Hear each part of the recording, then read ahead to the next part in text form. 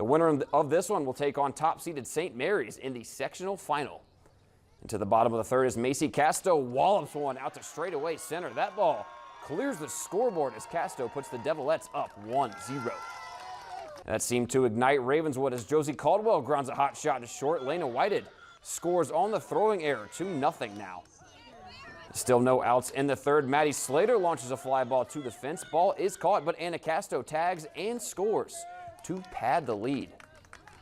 Peyton Mast lifts one into foul territory. Nevaeh Moore makes a great effort to track it down and make the play, but another run crosses.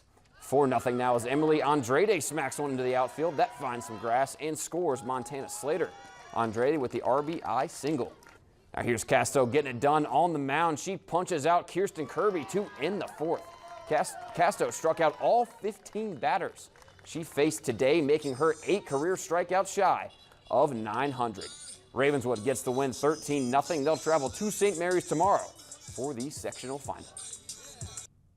Staying in Ravenswood as the Red Devils are hosting South Charleston. 2 outs in the top of the second, and Isaac Atkins finishes it off with the punch-out. To the home half are Lucas Pursley tomahawks one high into the sky in left, and the left fielder can't make the play. Pursley on second with a double. Black Eagles would strand him, though. Jackson Akers with the nasty K to get them back in the dugout.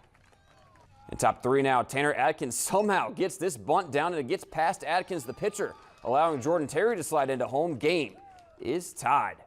Bases loaded for Caden Hackman, and he draws a walk. Give him a free RBI and give South Charleston the lead.